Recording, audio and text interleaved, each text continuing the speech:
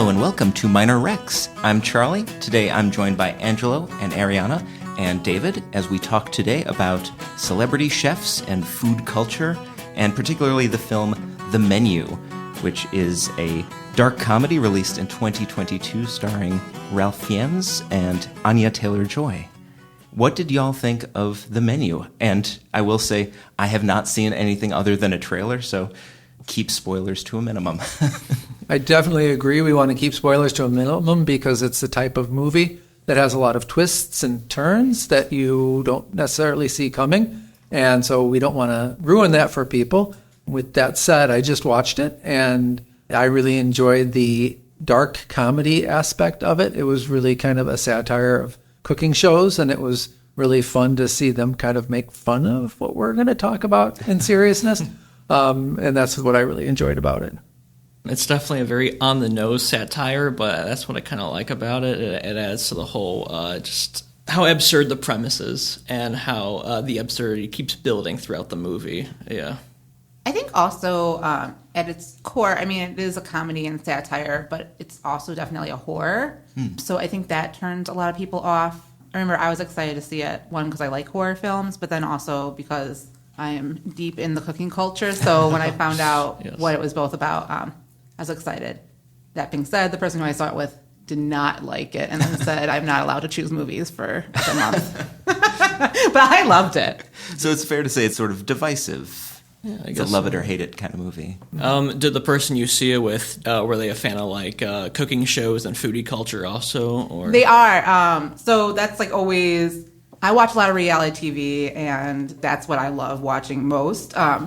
So it's hard to find something to watch usually with my boyfriend and I when we're at home. But cooking shows are always the thing that we can both agree in. Yeah. So he watches a lot of that, and then so do I. But I like horror films, and he does not. So I think the satire of the cooking culture that it presented was funny, and he did enjoy that, and I enjoyed that as well. But at its core, it's more of, I think, a horror film than really a cooking show. As a quick aside, I just want to say that I have a very hard time finding movies to watch with my wife because she hates the movies I like, and I hate the movies she likes. And so it is interesting how cooking shows unite us and bring us together because we both love the cooking shows and food culture. It's the true neutral. Yeah, They are. And they also allow us to have very opposing opinions about food and about the way things are done in a way that is like a fun debate, argumentative thing rather than that movie was terrible. No, it was great. But it's really interesting how that we can watch those together. And I think one of the things that about this movie that some people may object to is that if they really enjoy the food culture, seeing it being made fun of is kind of awkward to them. And I think I also felt like my wife didn't like it either. So that was interesting. Do you think it was because she felt that it was making fun? I mean, like, I don't know how deep into the food culture and cooking. I know you are, but I don't know how deep she's into it. But I think a lot of us who follow stuff and watch that stuff, like I know even when I was growing up and I would watch cooking shows on WTTW when I was a kid instead of watching like Saturday cartoons or anything. I mean, I never made any of those stuff. So I didn't take myself seriously as a chef or as a home cook or anything like that. It was just something I enjoyed to watch. So seeing The Menu, I didn't feel... I think in one way, The Menu kind of satires and critiques people who are really into food culture, but like more about going to the restaurants and having these like many course meals that you would get that you wouldn't experience that otherwise maybe just like the average Joe Schmo or whatever, you know what I mean? So that was like the idea, like it's like your ticket into this to try something new and something that not everyone can experience. And so I don't do that as much as more just watching the shows and trying to cook something here or there or watching competitions and stuff like that. Well, I have to say, as someone who always takes pictures of their food and posts on Instagram, I love seeing the movie make fun of people like me. Like none of us take ourselves too seriously, right? Yeah. Would you say that the term, like when someone says for the gram, was that coined taking pictures of food for the gram? Like, is that how that kind of got the start, or was it other things as well? Because I always thought it was from people saying, oh, wait, before we eat, let me take a picture of this food or this item for the gram. Yeah, it could have been for anything, but yeah, food definitely. Every time I'm at a restaurant, especially like a bougie one, there's always someone. I think I'm the only one here that doesn't regularly take pictures of my food. It is interesting in this movie how they did satirize some of the ways that people would like take pictures of their food or smell their food or the way they plate their food, and all of that is so important. Like, to me, it's really just about eating, and I really love eating, love cooking, but it's really about taste. And I've never been a person that really is hugely into like presentation or fancy, but it is what it is. I like how in the menu, like every single dish had to have a story. There was one, without getting too into it, memory, the plate memory. Mm-hmm. He starts with this like sob story. That's like the kind of sob story you'd see on like a cooking show. Like all those contestants always are just like, my grandmother taught me how to cook tacos for Taco Tuesday. I know. That being said, do you feel that the menu reminded you of any cooking shows or movies or books that maybe you had read along those lines? As just a big fan of cooking shows in general, that's the thing that kind of premise-wise struck me as the most comparisons to be made. So definitely like Chopped is my favorite. Then also you have Iron Chef.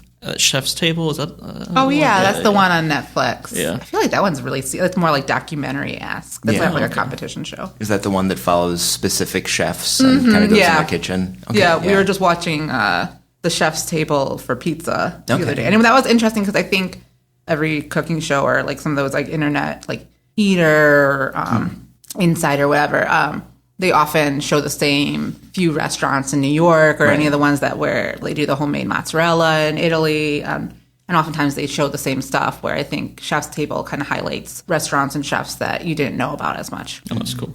I think the biggest target of satirization, perhaps with the menu, could be Gordon Ramsay, because he easily has the biggest like following. There's a character, Tyler, in the menu. He is just obsessed with this guy and like always wants to get his like attention. Yeah. I was trying to actually answer who the chef in the menu reminded me of, because he had a little bit of the anger like Gordon Ramsay gets, but not nearly as violently as Gordon Ramsay does. Yes. But he did remind me of Gordon Ramsay, as the way everybody goes, "Yes, chef," whenever he asks a question. So they were all very almost militant. He probably based the main character off of a bunch of different celebrity chefs, but I think Gordon Ramsay might be the one that they want to come to your mind most because he has such a hot-headed attitude. And because that is, I don't know, is it the personality that made him big or the food that made him big? I think that was the comment it was kind of making in the menu too, where he was like, I want it to get back to what cooking means and what cooking is versus whatever is going on with what it represents to people right now. And if you want to talk about how over-the-top cooking shows have become, and they're making fun of it, how many different series has Gordon Ramsay been in the last 5 years? I mean, he was in Hell's Kitchen. He was on Chopped. He was on Next Level Chef, Chopped Jr. He's on every show out there, it seems. I mean, you can't turn the channel without running into him. Mm-hmm. One thing I was wondering was, does his cooking and his expertise, has it been kind of dampened a little bit since he's been on those shows? And I love watching him on the shows. I love MasterChef and MasterChef Junior, and I've watched Hell's Kitchen, which I can't handle because I feel like that's more about his personality versus the cooking itself. But he does have a softer side, and you do see his expertise come out when he's talking to some of these home cooks. And he does a masterclass series on YouTube where he'll take you through how to cook, and he knows what he's doing. And his food, one, looks delicious. I've also made one of the recipes, and it was delicious. So I think he's legit. I think he's legitimate, too. And when he did the kids' show, I really enjoyed watching him because instead of tearing them down like he does for the adults, that he really builds them up in a way that's very caring. And I'm like, oh, that's really sweet. I wish he was more like that in his other shows. I mean, there were moments where he took whatever they made and threw in the garbage, and he said, "This is garbage." And then the kids would cry, but then he'd go over and hug them. And then he was like really nice to them too. So he was still gimmicky, but he was also a lot softer. And I like to imagine that's what he really is like. Right. Yeah, it's probably just a persona to keep people tuning in. Maybe the exact opposite of this whole sort of very American, like, cutthroat kitchen, Hell's Kitchen, cake wars. Why would you have to have a war about cake? It's just food, people. I think that the Great British Baking Show is sort of like a corrective to all of that, because at least when it started out, it was very almost defiantly gentle. All of the competitors seemed to hold each other in very high esteem.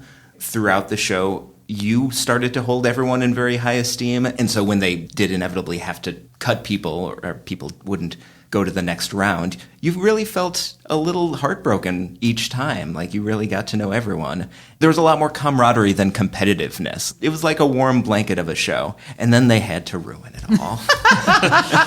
I still watch the more recent episodes of that too. Or I do agree. I think there was a camaraderie and they all wanted to help each other out, and they were all very kind and also very British. You know, it was a very British mentality where they're like helping each other out, and it's not about the judges' personalities or anything like that. Right. It seemed like most people were harshest on themselves. Like, the judging was always constructive. It wasn't just cruel for the sake of it.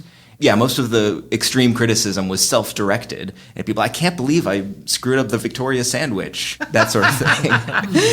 One thing I liked about that show, too, is these American cooking shows, it's all about the twists and turns and the watchability. I mean, it's definitely about watchability because they do bring in hosts, and I always wonder, like, why are those hosts there? I'm like, oh, they must be distracting them during this competition. Because I do feel like they're, like, talking with the contestants more and trying to become friends with them, which is great and really nice to see. But it's also, I would imagine, super distracting. Right. And the contestants are probably like, just get away from me. But there is a lot of waiting in baking as well. Right. But one thing is nice about it is that they let you know what your challenge is going to be, and they let you practice it ahead of time. So these people aren't coming in blind. Like, obviously it's difficult because they're still working within the constraints of a competition, but they are told what to expect. Yeah. And I think that makes it less stressful in a lot of ways. Yeah, it's more educational. I will say that the earlier episodes are my favorites. When the show moved from BBC to Channel 4 and lost two of the hosts and one of the judges, I think that there was a precipitous drop in my enjoyment of it. I mean, I just loved Mel and Sue as the hosts. It seemed like they tried to incorporate more of those American-style challenges where they would give you more to do in a shorter period of time, and it seemed less fair. But I was happy to see that the seasons of the Great British Bake Off that we have here on DVD at the library are the original seasons, not the ones on Netflix, which are... I won't say anything nice, so I'm not going to say anything. I still like them. I feel like I'm going to keep going back to Top Chef because that's my favorite show out of all of the cooking shows. It's also one of the longest running shows. And I think it does a really good job of balancing because it does have that camaraderie of the chefs. And in some ways, they are competing against each other, but they're really viewing like the judges as the people that they need to go up against. And so there are a lot of instances where the chefs have to help each other out. They have to work on teams and do things like that. And granted, it is totally American in that it is totally competitive and there's twists and turns every episode. But I think the other thing about that show is they focus as much on the personalities of each of the chefs as they do on the food. And so you come to know the people and the chefs and why they cook the way they do and what their backgrounds are. By the end of the season, you have people that you love and people you despise. And you know, it's really a great sort of thing to talk about, like which ones you liked. Yeah.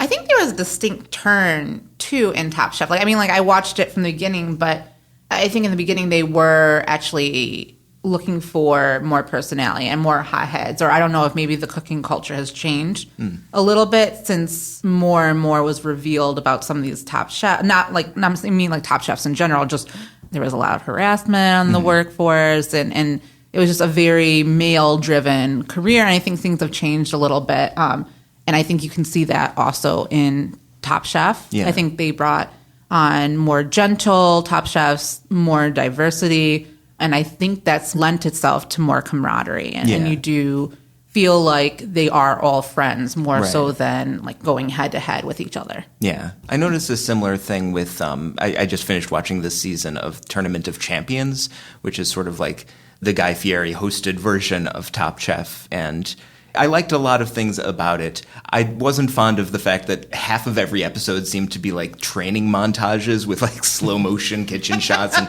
them looking tough with extreme lighting behind them.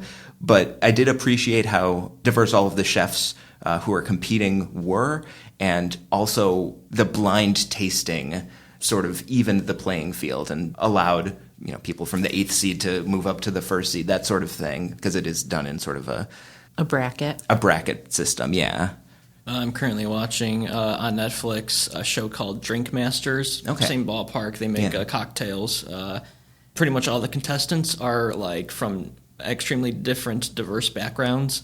One of them is like Japanese, another one is like Indian. Mm-hmm. And to take the concept of like, let's say a martini, and then like have like a Japanese bartender do like yuzu. Mm-hmm. Or mixed with like other Japanese like products, like Japanese whiskey, and then seeing the Indian man like make it with like pomegranate or something like that. Mm-hmm. Like just a completely different geographical take on a simple item, basically. Yeah.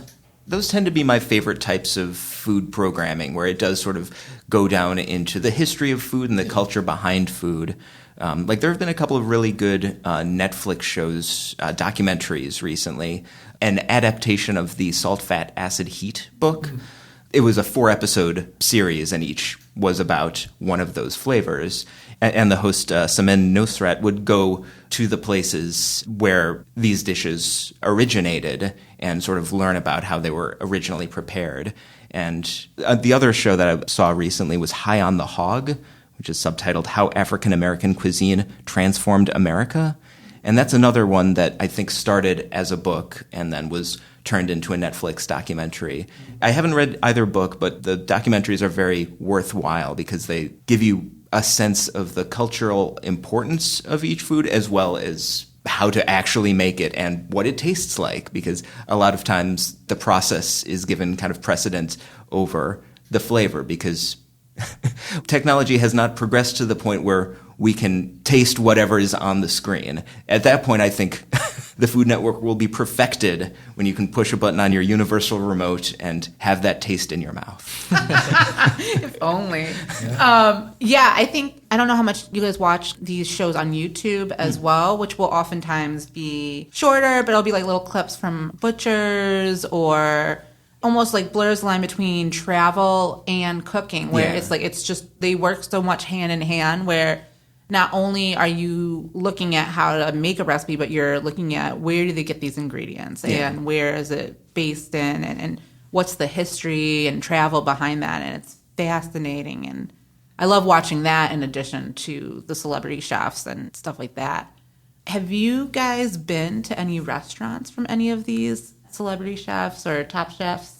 I've been to Stephanie Izzard's Girl and the Goat and one of her other restaurants.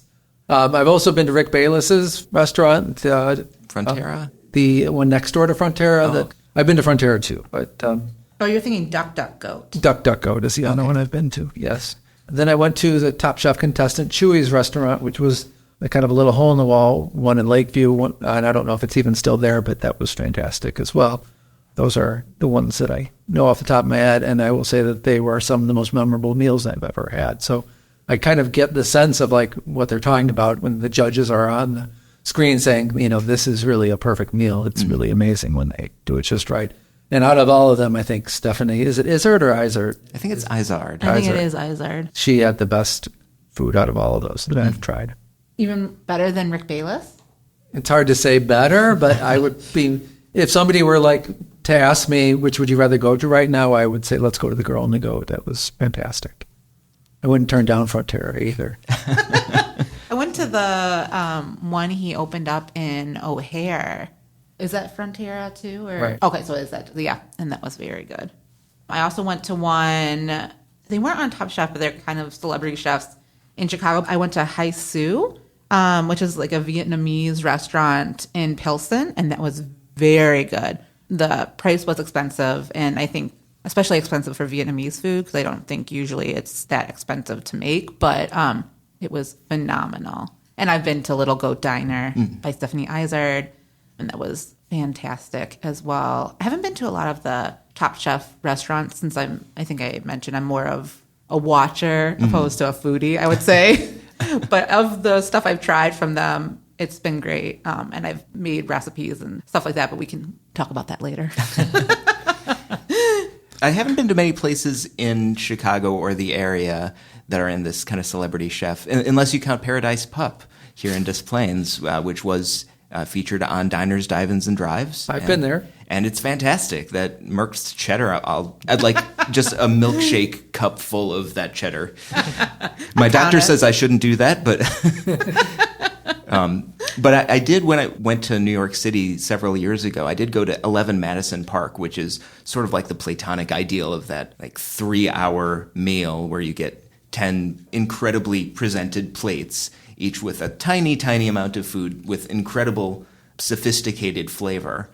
You know, it's easily the most I've ever paid for any meal in my life. And when I was eating it, I felt emotions I've never felt before or since, which are basically just, I'm enjoying this so much and I'm going to miss it so much when it goes away in like 5 seconds when I finish it. It's sort of like a melancholy. It's like you're trying to remember something that you know is very fleeting. You know, it makes for sort of a bittersweet, you know, not the flavor bitter or the flavor sweet, but it makes for, you know, a sort of emotionally charged dining experience. And, you know, I would say my wheelhouse is more the comfort food. Like, I really miss hot dogs in Chicago. But, you know, it was definitely a one-of-a-kind experience, and I'm glad that I had it. Do you think it's worth it? At least once in your life, I would say that it is worth it, just to sort of know what that experience is like. I don't make enough money to make a habit out of it, but because I think some people, maybe an argument they would make against it is that you're spending all this money to eat something, so it's gone. Right. But what foodies and what this cooking culture and like celebrity chef culture is saying is it's all about the experience. It's all about the ambiance. Yeah. You get so much more from it. Like, for example, I have a friend whose boyfriend says they spend too much money going out and eating food and trying new wines or cocktails. And he said they had to save the money. They had to stop doing that. But then my friend says all they ever want is to actually continue to do. They want to travel and they want to go to these fancy restaurants and they want to try the food there. And they don't want to stop doing that because they think it's all about the experience. And I agree with that. I think there is a lot to it. And I would say it's worth it. I agree with you, at least once in your life. I think that there's a scene in the menu that is meant to be funny, but is really true. And that's when he's talking about the chef comes out and says, I don't want you to eat this food. I want you to experience this food. And when you're one of these chefs, I think I tend to view them as an artist. And I think that what they're doing is creating art. And so you're experiencing their art in a way that is very personal. You don't experience art at the Art Institute in the same way that you experience a fine chef's food. You get to taste it, you get to smell it, you get to see it. So it's different, but I think it's one of those things where when it's a special occasion and you're not doing it more than once a year or a couple of years, it becomes something memorable and it becomes something you carry with you. And I think that makes it special. I wouldn't want to go to one of these restaurants every week or every month, but I think as a special occasion, it's really a special way to appreciate life and what we take in as food and what we get to experience as taste and things like that. And I just want to say that some of those food items really are works of art. Yeah. That's why plating is always like a criteria in like food shows. Yeah. There's been like a meme online about like how restaurants don't serve food on plates anymore. It's always has to be on like some weird other surface. Yeah. Yeah. Well, there's a whole art to like dinner party planning, and I'm in a sci-fi, which I probably mentioned in other podcasts. I love my sci-fi book club, so I've probably mentioned it many times.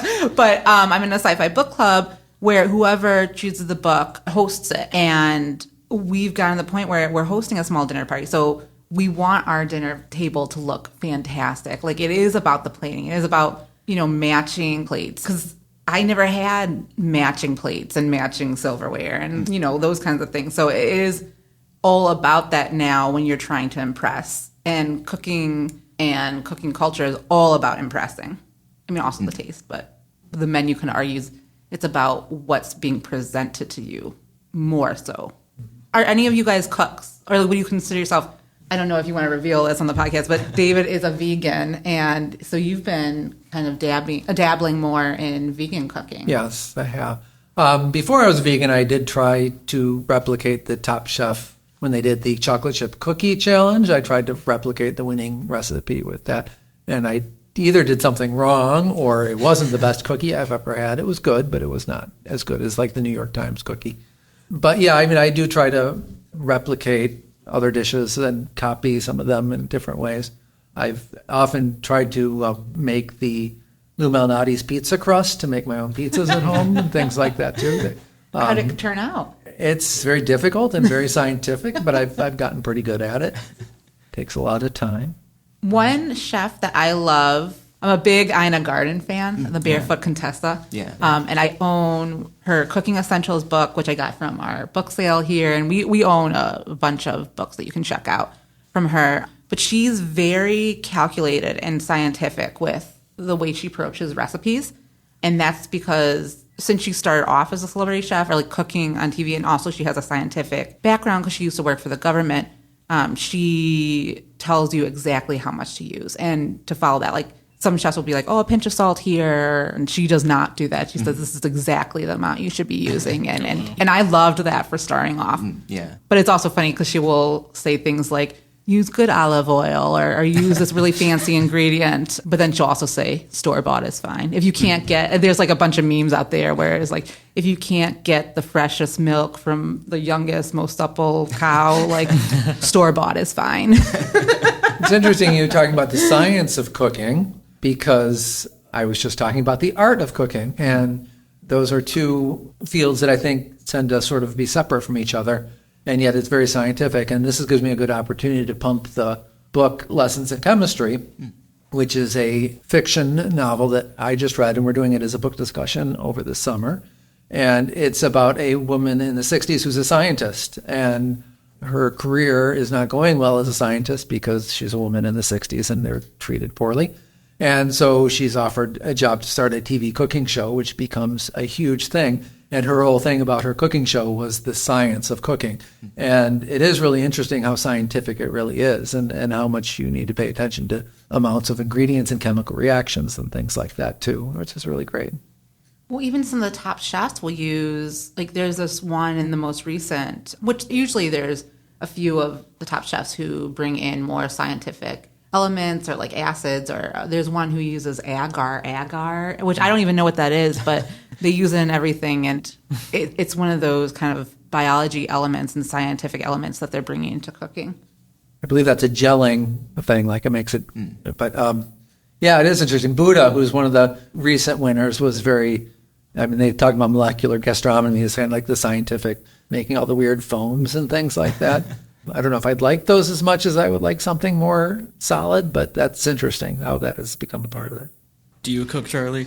I will say I follow recipes. I don't cook. I follow recipes because I don't trust myself to, just eyeball it. And so my favorite recipes tend to be from America's Test Kitchen because they are very tested. Very tested. Yeah, they will do a blind taste between 4 different sugars and say that's the one that you should have. And I say thank you, America's Test Kitchen, because I do love those cookbooks. Yeah, it's not celebrity cooking because I think part of it is that anyone can do it, but I appreciate how clear and concise they are with the rules that they set out.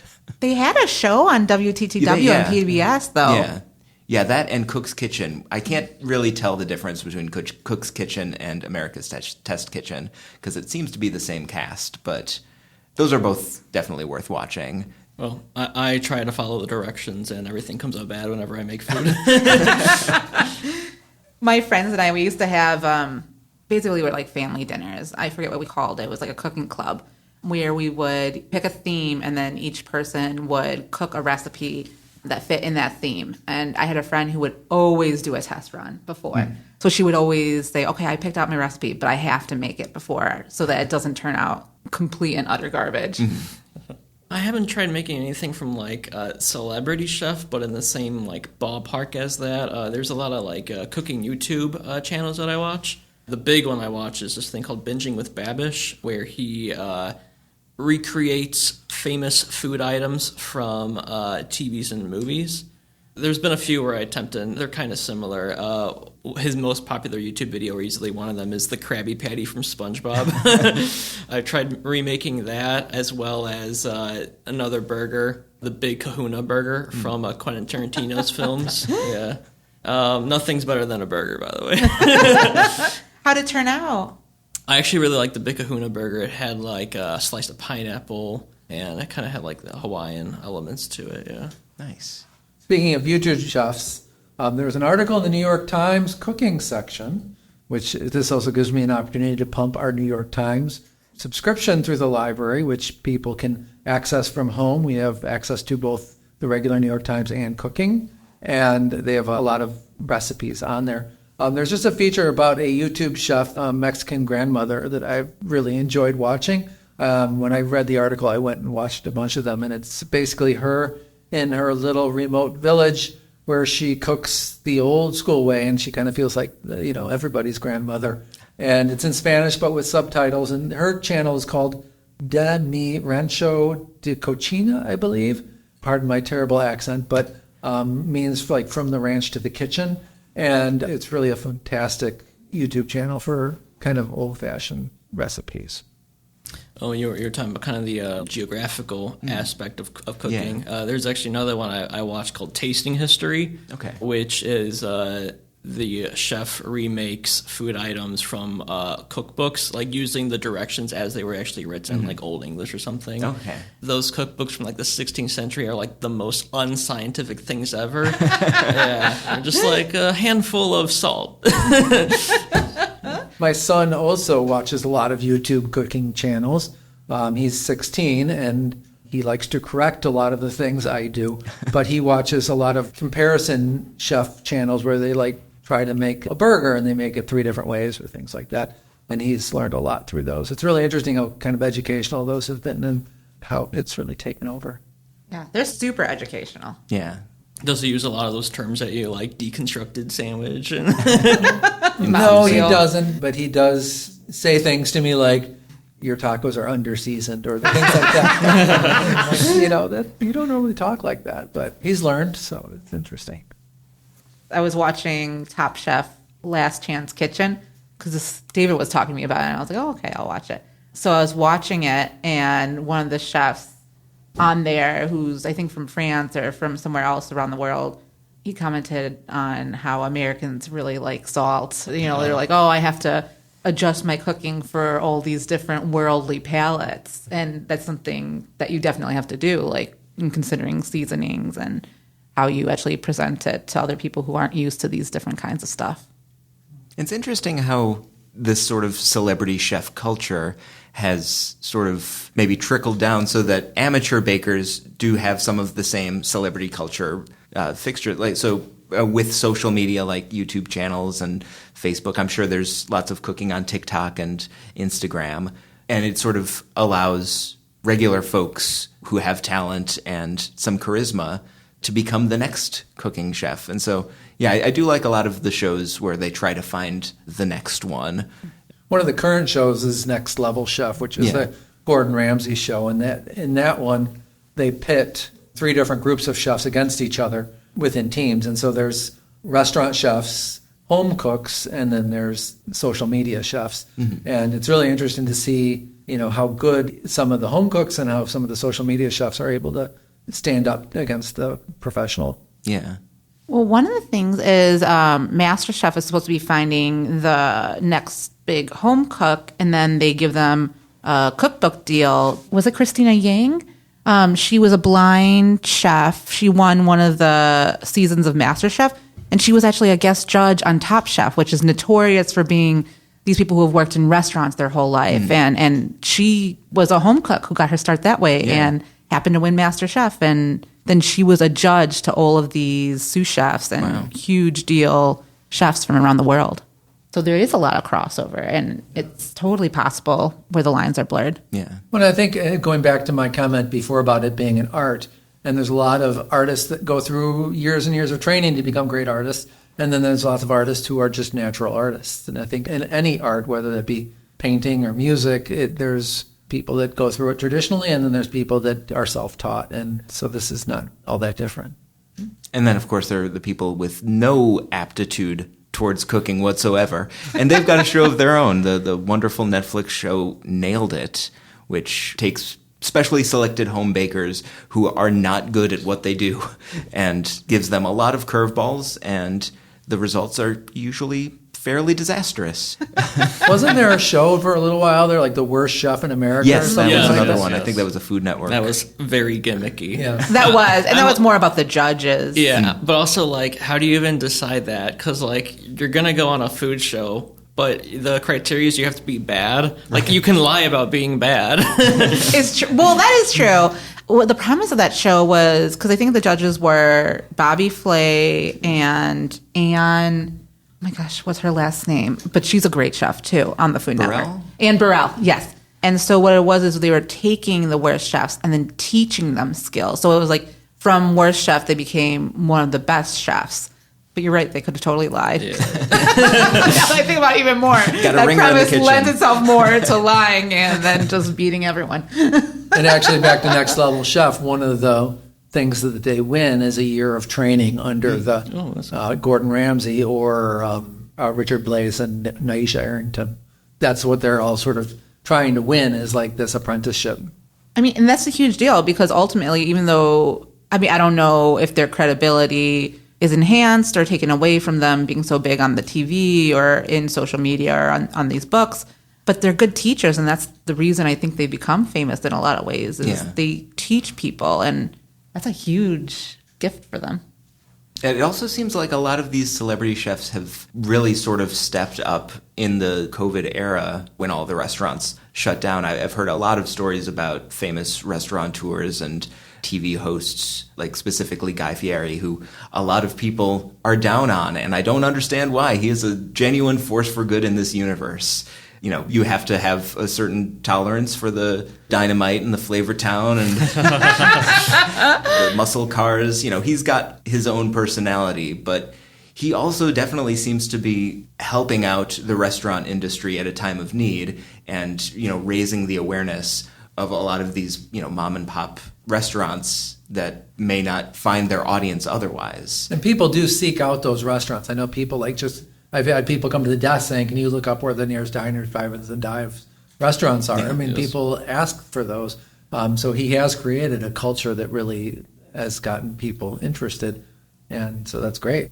No, that's definitely why I watch a lot of these food shows. In fact, I believe there's an Arlington Heights restaurant, Scratchboard Kitchen. They do a lot of like bougie foods. Like I remember I had some ancient grain salad, and I couldn't even tell you like what was on the plate, but it tasted amazing. But the way I found out about that place is that the owner or one of the chefs was on Chopped, and I think she won. Actually, it's kind of crazy. Nice. Yeah, like anytime. Like Guy Fieri show, any of those food contest shows, if I hear like displaying Arlington Heights, I'm like, we're going right now to wherever. Yeah. Well, Check Please, which used to be on WTTW. I don't know if it's still going on, but that was such a good way of highlighting local restaurants in the Chicago and Chicago suburban area.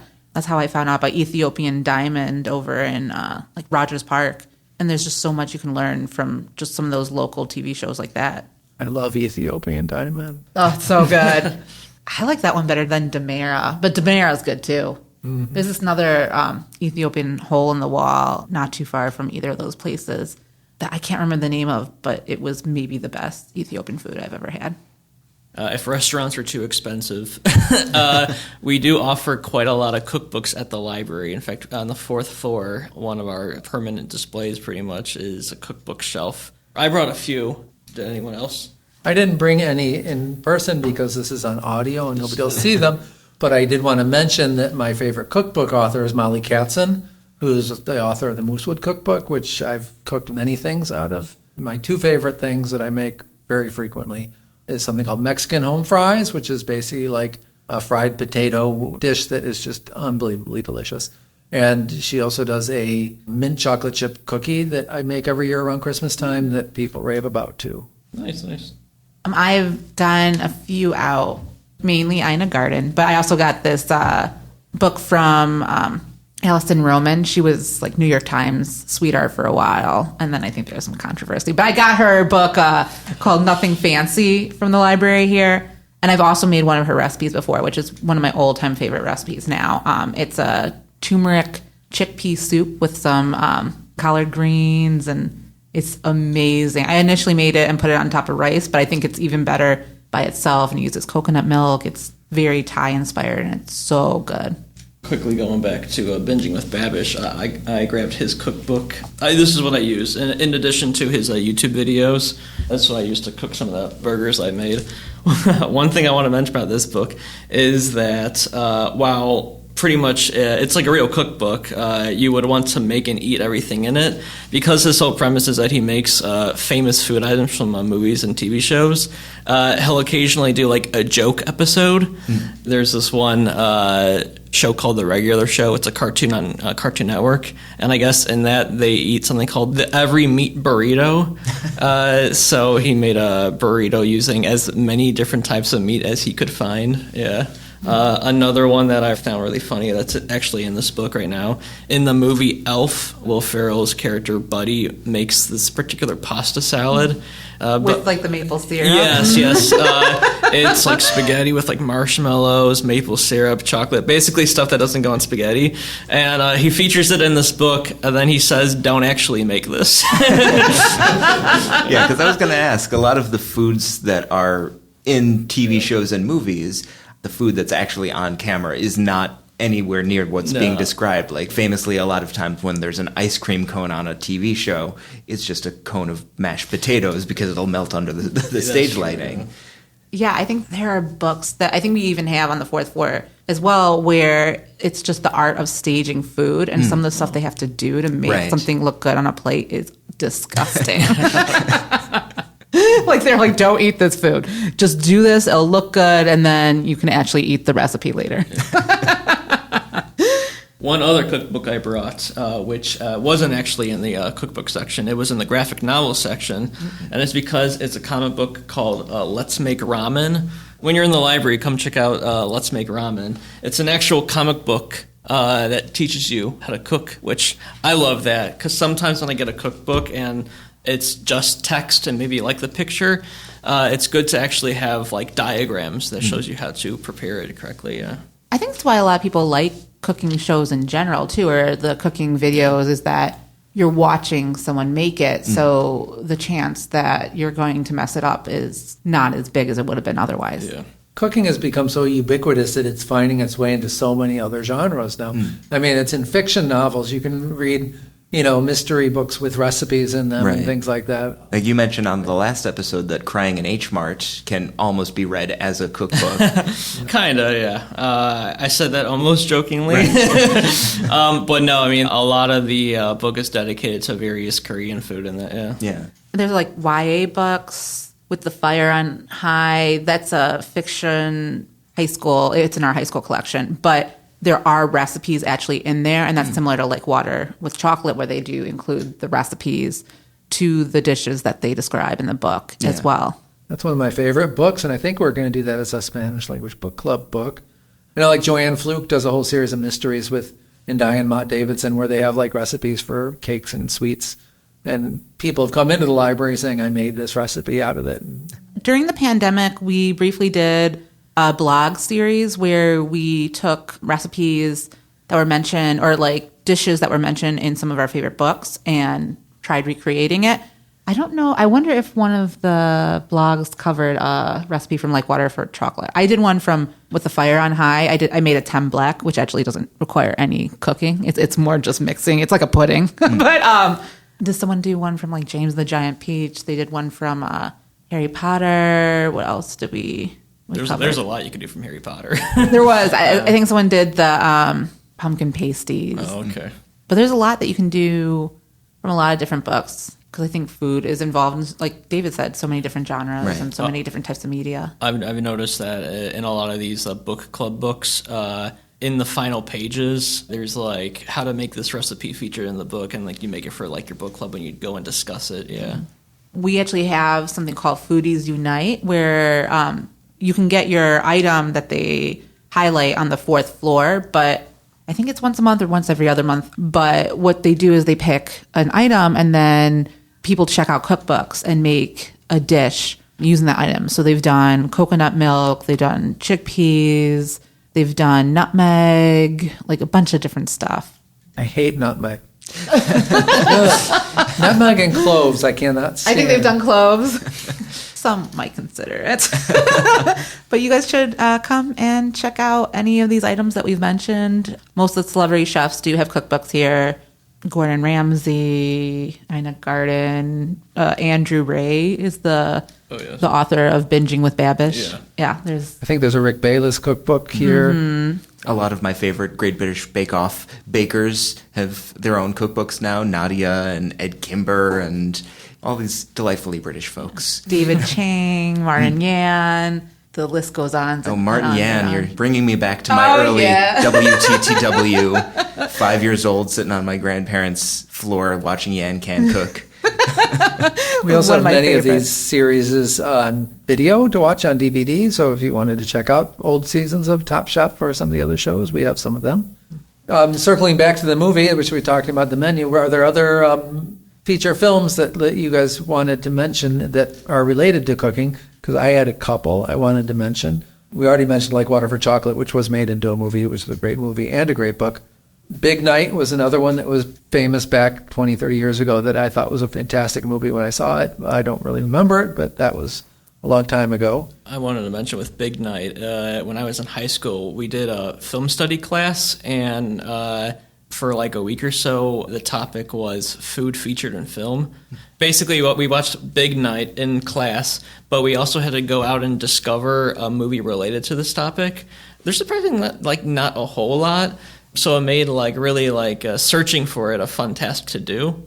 But I remember liking Big Night a lot. It's about two brothers trying to keep an Italian restaurant afloat. Yeah, right. If you like the dark comedy aspect of the menu, you might like Eating Raoul, which is a cult classic, and I don't know how well it will stand up the test of time, but that was from the probably 80s, and that was funny and weird. Are there other food films that you guys want to mention? Or? I oddly have not seen a lot of food films. All I can think of is Ratatouille. That counts. Definitely counts. Yeah, because I never saw a chef either, even though I know that got good reviews. I think I'm more into it for the recipe breakdown than maybe the story. I mean, even though I love hearing the story behind it, but mainly if it just involves travel. Yeah. There's one Japanese movie from I think the 80s or 90s. It's called Tampopo. I believe it's featured on the Criterion Collection, but the genre, when you look it up, it labels itself as a ramen western as opposed to a spaghetti western. I like that. Yeah. So yeah, if you have an appetite for any of this, whether it's books, movies, graphic novels, we've got it here at the library. So come on up and have a plate. Thanks for listening. We will see you next time on Minor Rex. Bye-bye.